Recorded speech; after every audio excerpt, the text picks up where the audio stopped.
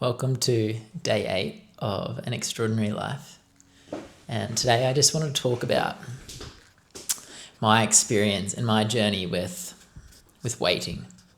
And I would say for the majority of people, and definitely for me growing up, the driver behind my decisions and what I chose to do with my life was a lot around safety, and safety by fitting in, by getting approval and validation from people.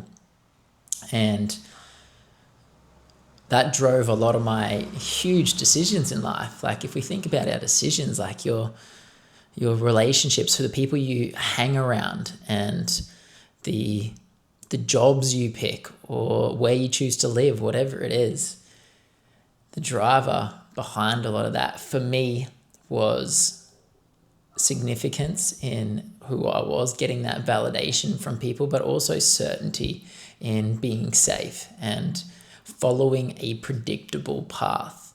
And that's great. It was what I needed to do to survive. And at the beginning, there was growth as well. So it's not all bad, but the cost. I want to talk about the cost of following that path for certainty and safety and significance and validation, whatever the driver is behind the decisions that we make in our lives that makes such a difference in our lives.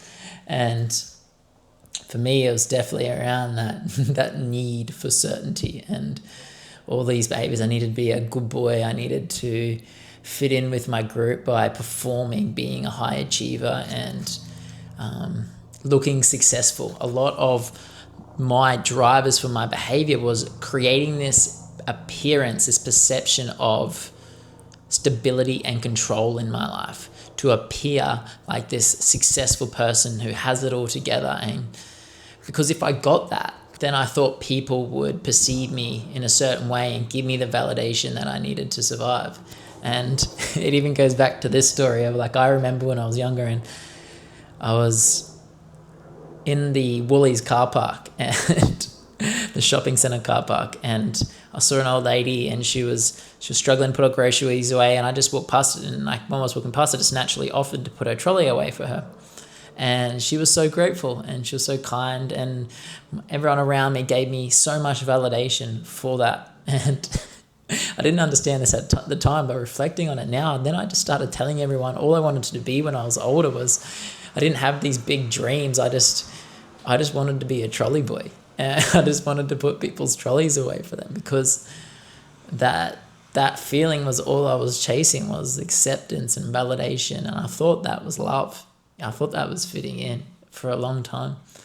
So I think about these things, and throughout my life, I got told I was good at sports and maths and these different things, and that shaped so much of my life. And that was great. That is survival as humans. It's what we do, and everyone has their own versions of that. But I remember talking to the school guidance counselor after I made my decisions about what subjects I want to pick, and he asked me this question. He said, "What do you actually want to do?"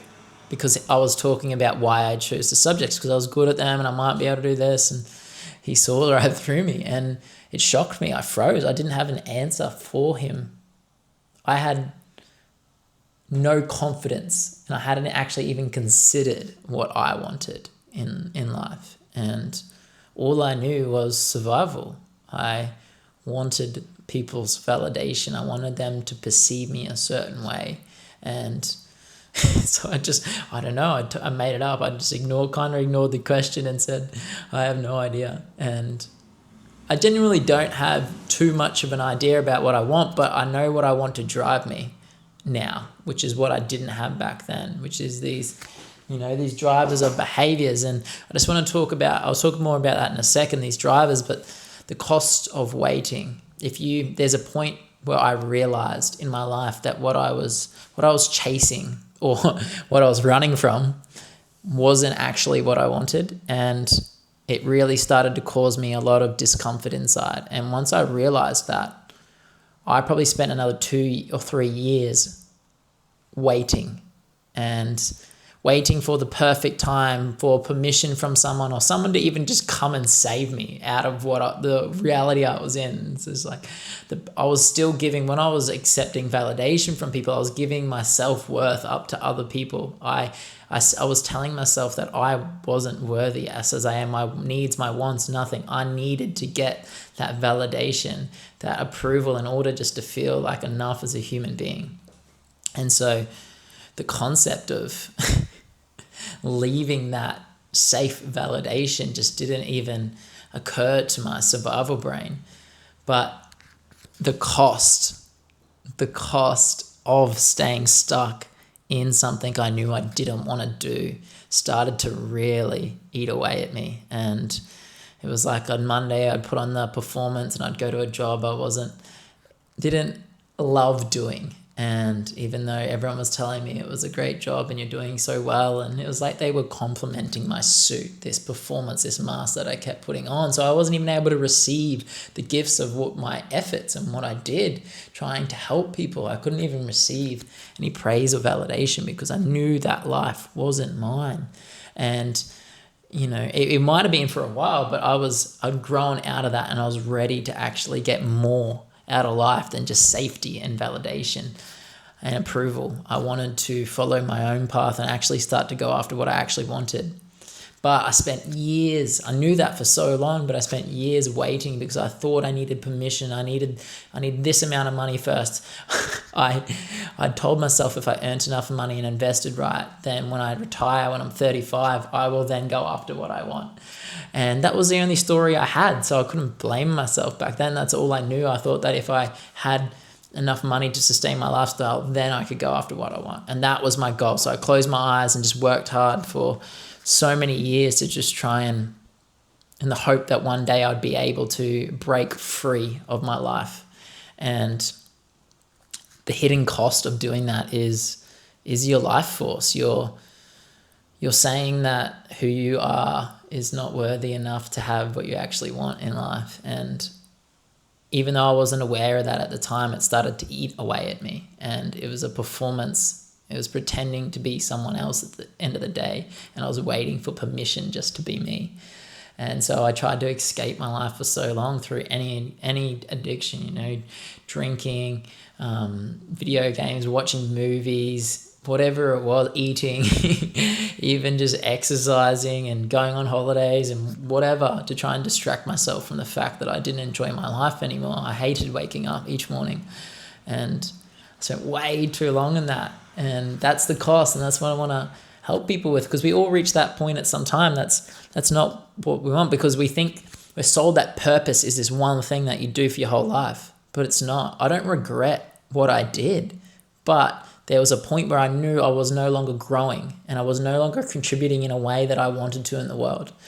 And so that point is where we got to start listening to our truth. And if only you can know that point. Only I knew when I reached that point. And I can remember it so clearly when I started to not be aligned in my life. And that happened again. I said, I woke up to that and I said, there's no way, I'm no longer sacrificing myself anymore. I'm going to be me. I'm going to go after what I want. I want to grow. I want to contribute. I want to help people in this world, and I'm going to do those things. And that's just been a constant progression of different purposes over a short period of time. For the last 4 years, I've really just gone after whatever I wanted, and that changes all the time. I just refuse to stop waiting to go on to the next thing that I know will grow and contribute and help people more. And after that's what I want. And it's just learning when that voice comes up and really changing the idea, the narrative that we don't have to just focus on stability and control and wait for sacrifice today for tomorrow. We can have what we want. We can go after what we want today. And that energy you get back as soon as you do. You don't need to make these massive things. As soon as you just make a conscious decision to go after what you actually want, the energy comes back, I promise you. And it's like you get this self-trust back and this clarity and this confidence in who you are and what you want. So those drivers of behavior, it is the cost of making that decision is leaving the path of certainty, of validation, where everyone's doing the same thing, you're all patting each other on the back and validating you. The cost is uncertainty. But the secret is everything is uncertain. There is no safe path. That's the lie. That's the lie that group mentality brings you, because none of it's actually real. No one knows what's going to happen in the future. If anything can tell us at the moment, like look at the state of the world at the moment, like everything is uncertain. But embracing that uncertainty is the scariest thing I've ever had to do. And I don't know what I'm doing tomorrow. I don't know what I'm doing the next day, but I know that I'm going to wake up with excitement and curiosity. I'm going to follow what I actually want to do, and I'm going to tell myself the truth, and I'm going to take aligned action towards that, because that's just the mindset I have with my life now. And that's the cost of truth, telling yourself the truth and following that aligned action with what you actually want is uncertainty, and it's going to be scary. But the rewards, the benefit of that is an extraordinary life. And that word extraordinary is different for everyone. Some people want big, extravagant wealth and money, and that's great. If that's what you want, you can have that. If that's what you want to go after and truly focus your energy on. But if you're more like me, an extraordinary life is full of beautiful, loving connections and moments of just joy and presence, and just waking up each day and looking out at the world through a lens of beauty instead of threat. Not waking up and thinking I need to compete and fight just to live. Just waking up and getting to choose to focus on what I want to do and being grateful. Just like in this moment, if you've made it this far in the video, I appreciate you. Appreciate you a lot. And yeah, that's what I do. If you're interested, I help people to tread the uncertain path to live an extraordinary life, because that power is in every single one of us, no matter how old, how young you are, where you are in life. That is waiting for you. There is a cost to waiting that greatly outweighs the cost of going after what you want, I promise you.